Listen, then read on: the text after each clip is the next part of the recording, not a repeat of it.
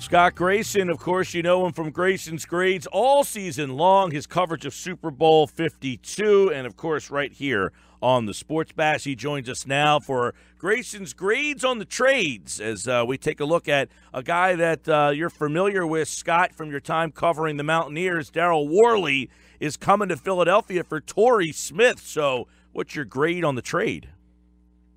I like it. You're looking to get rid of Torrey Smith anyway.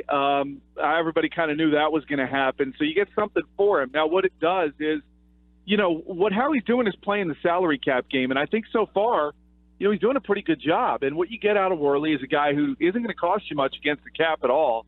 And that gives him flexibility to go start getting some draft picks back, because we all knew that Howie was going to start trying to do that.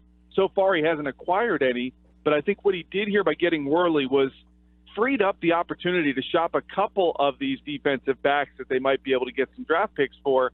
And the one kind of, I guess, getting the most talk right now is Ronald Darby. But, boy, I'll tell you, it's going to be a fun competition to watch at corner, which is funny because a couple of years ago we were talking about how weak they were at that position. But Worley's a good addition.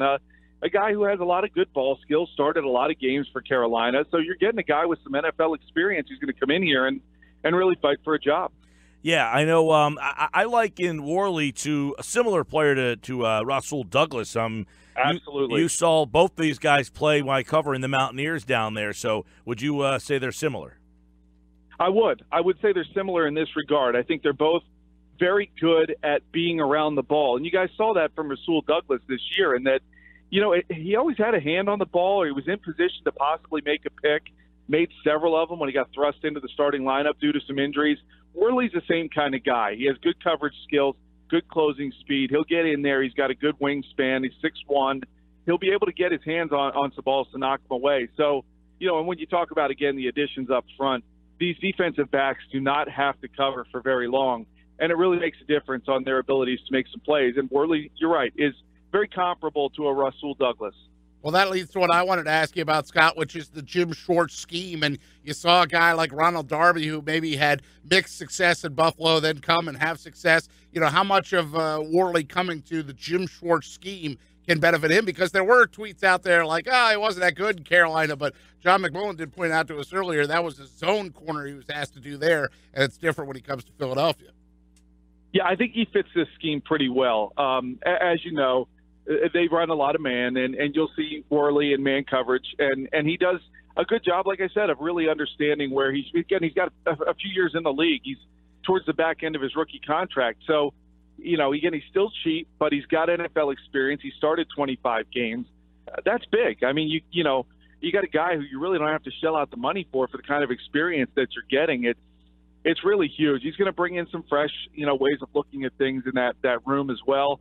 Of course, he's got familiarity. He knows Rasul. There's now 5 West Virginia players on this team, which is crazy. And, I think he'll feel very at home here. I think he's going to look forward to a change in scheme, and I think this scheme does fit him well. And it is interesting that now in the third year here, Jim Schwartz is really putting together the kind of blueprint of a defense that he really likes to have. I mean, I thought he had a decent one last year, but it's so far early in the offseason, it's really improving.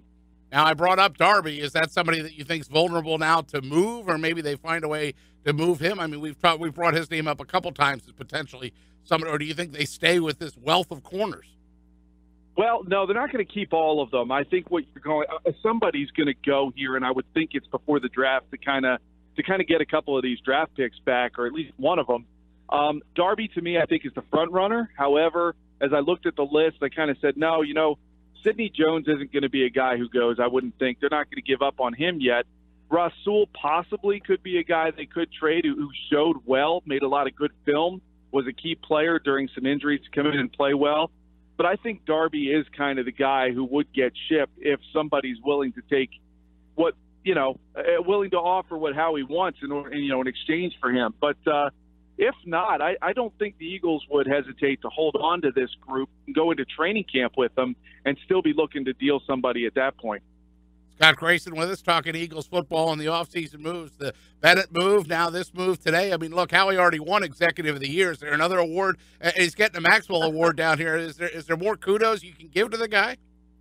I really, you can't say enough good things about what Howie has done. But I think the kind of the Wizard of Oz, if you will, the man behind the curtain really has been Joe Douglas. And what you don't know is how much Joe Douglas has been involved in this process of evaluating these players, going to Jim Schwartz, saying, how do they fit? What do you think? And then having Howie work on making it happen. Certainly it has to happen in the end, and Howie has done a great job of, I think, winning these trades. I think the Eagles are definitely so far winning these two trades in terms of what they're getting and what they're having to give up. But again, it comes down to player development, player research, player evaluation. To me, that's Joe Douglas, and again, Howie is on the other end of it, just really pulling the strings. And I think doing a good job once again. You're right. Everybody's waiting for the Nick Foles shoe to drop, and here we've had Michael Bennett and now Daryl Worley coming to the team. What about on the defensive line? They get Bennett back. Do you think that signals something wonky happening up there, like not bringing back Long, maybe a Brandon Graham trade, or do you think they wanted to legitimately bring Bennett in to play with Graham? That's a great question. To me, it feels like there's another shoe that's going to drop on that defensive line. I don't know what it will be. I think that perhaps initially it could be a bit of a protection or insurance policy against Chris Long walking away.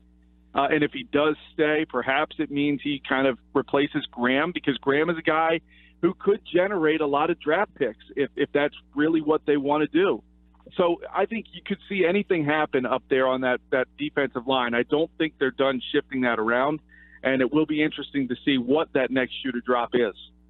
We're talking with Scott Grayson here on the Boardwalk Honda Hotline, and they let Torrey Smith go. It saves them a lot of money here. I'm wondering your opinion on, do they have a candidate in-house to replace Smith, or do you think they're going to have to go out in free agency or the draft to, replenish that number 2 wide receiving slot? Well, having gotten rid of Marcus Johnson, we all know Mac Hollins is a guy that certainly is going to get a shot, but my suspicion is they'll be active in free agency to potentially bring in a wide receiver. Now, will they go top-notch? Will they go after some big name like a Sammy Watkins, perhaps? I don't know. That's a lot of money that they possibly don't want to use right now against the salary cap since they're freeing space. But they are freeing space, and if you do get rid of Brandon Graham, that frees up even more salary cap space that perhaps you could go make a splash as somebody to be opposite Alshon Jeffrey. But you have Mac Hollins. I don't know that he's ultimately the guy yet. I just don't feel confident enough that he's the guy to take over all those snaps and be able to stretch the field like Torrey Smith was able to do occasionally, and be the kind of impact player that Torrey became there in the playoffs, that particularly during the last half of the season, that they need. But he's going to get a shot at it.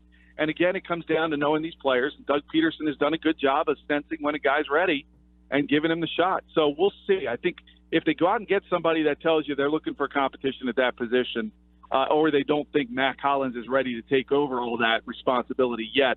If they don't, like they did when they shipped out, Jordan Matthews and gave Nelson Aguilar the shot, then that shows you the vote of confidence they have in Mac Hollins. Scott, one of the positives about Torrey Smith that was brought up today many times during the show was his impact off the field and his veteran leadership that he brought to some of the young receivers and such. If we sit here and go back and forth about could Brandon Graham be gone, I mean, what impact would that have off the field? We know what the numbers are on the field, but Brandon Graham's one of the emotional leaders and the more vocal leaders on their defense. Yeah, he's going to be the big one to me. If they do get rid of him, now you're really altering some of what was a huge plus for you, right? I mean, it was that great locker room chemistry of which Brandon Graham played a big role. So if you start jostling that too much, you could upset a little bit of the apple cart within that locker room. Now, they built a lot of that chemistry in training camp going into the season.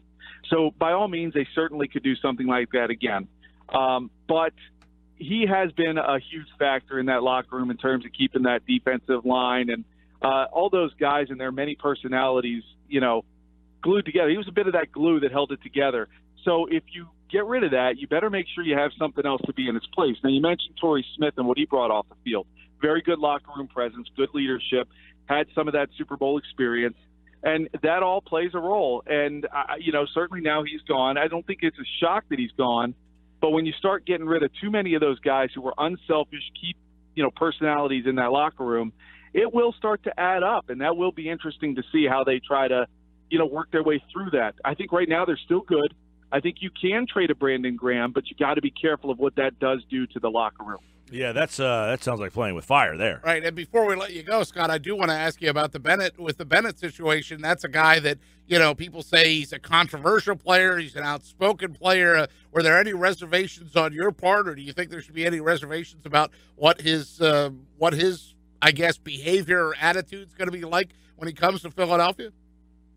I think he's going to come in here, and again, the culture in this locker room is now able to take what they've done and be able to use it to their advantage. And the leadership on this team, including a Brandon Graham, is going to, at this moment, kind of try to take him under their wing and say, hey, listen, this is how it works here. And I think Bennett's going to appreciate the fact that they have that rotation. And when you get into the second half of the season, get into the playoffs, you are a little fresher as a defensive end, particularly because the way this team stops the run, that you can pin your ears back. That's what these guys want. And even though he might get less snaps to play, if he's fresher and able to make more of an impact late in games, I think that he's going to get on board with the system quickly. I think he's going to be happy to be here. That's my suspicion. I think I would be very surprised if he didn't embrace that, given everything that this team just did. That's what it's for. You got all that now. You got to use it to your advantage, and I think the Eagles are going to be able to keep him in line. Hey, real quick, Scott, in your time covering WVU, did you have a lot of interaction with Worley there? I had some. I left right near when he started to ascend into a key player. He's a good kid. I mean, they've been turning out pretty decent personalities from there that aren't going to be problems. I think he'll come in here and he'll be fine. He's another guy who's going to contribute and not be a problem off the field, which, you talk about that culture, you talk about that player who gets in line. Worley's going to be one of those guys for sure. Okay, Daryl Worley is a 23-year-old corner. Torrey Smith is heading to Carolina. Scott Grayson grades the trade. He likes it for the Eagles. Howie Roseman does well again. 2 trades this week, both with passing grades. Scott, have a great weekend, man. Yeah, thank you. You guys too.